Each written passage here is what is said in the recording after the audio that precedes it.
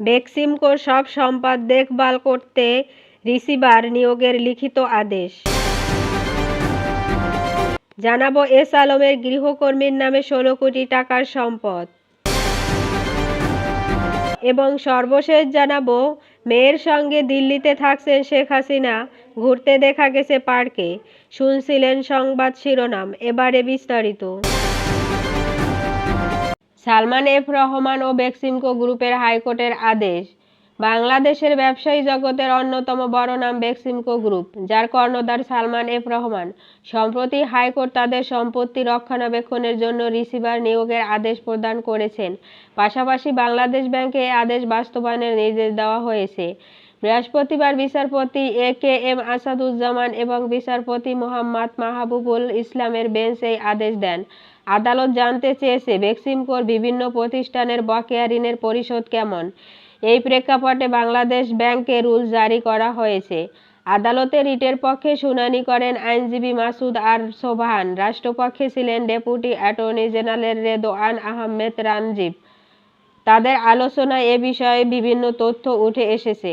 গত 5 সেপ্টেম্বর আদালত বেক্সিমকো গ্রুপের সকল প্রতিষ্ঠানের তথ্য এবং বিদেশ থেকে পাচারকৃত অর্থ ফেরত আনতে নির্দেশনা চেয়েছিল। এই ধরনের ঘটনা দেশের অর্থনীতিতে বড় প্রভাব ফেলতে পারে। অন্যদিকে এস আলম গ্রুপের সম্পত্তি সংক্রান্ত একটি রিটের শুনানি আজ হবে। এই সব ঘটনায় ব্যবসায়িক সম্প্রদায়ের মধ্যে উদ্বেগের সৃষ্টি হয়েছে। আলম গ্রুপ দীর্ঘদিন ধরে নানা বিতর্কের কেন্দ্রবিন্দুতে রয়েছে। সাইফুল আলম মাসুদ, যিনি ব্যবসা এবং রাজনীতিতে প্রভাবশালী, নানা অভিযোগের সম্মুখীন। কিন্তু সম্প্রতি আয়কর বিভাগের একটি অনুসন্ধানে নতুন তথ্য বেরিয়ে এসেছে। আয়কর বিভাগ মর্জিনা আক্তারের নামে প্রায় 16 কোটি টাকার সম্পদের সন্ধান পেয়েছে। এফডিআর ও জমির তথ্য দেখে কর্মকর্তারা অবাক হয়ে গেছেন। কিন্তু সবচেয়ে অবাক করার বিষয় হলো মর্জিনার কোনো ট্যাক্স ফাইল নেই।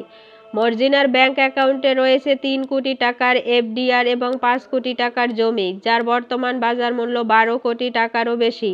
মর্জিনার গৃহকর্মী হিসাবে কাজ করা সত্ত্বেও এই বিশাল সম্পদের উৎস কী?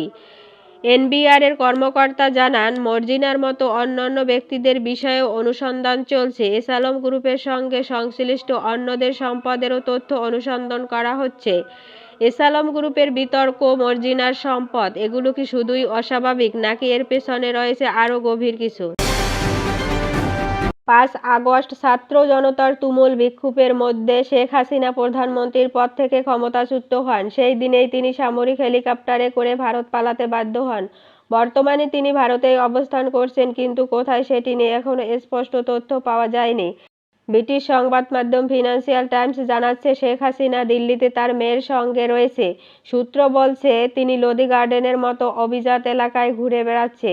এদিকে বাংলাদেশের অন্তর্বর্তীকালীন সরকারের আইন, বিচার ও সংসদ বিষয়ক উপদেষ্টা আসিফ নজরুল ফিনান্সিয়াল টাইমসকে বলেছেন, ভারতের সঙ্গে প্রত্যাবর্তন চুক্তি অনুযায়ী তারা শেখ হাসিনার প্রত্যাবর্তনের দাবি করতে পারে। তবে আপাতত তারা আশা করছে ভারত তাকে বাংলাদেশে অস্থিতিশীলতা সৃষ্টি করতে দেবে না।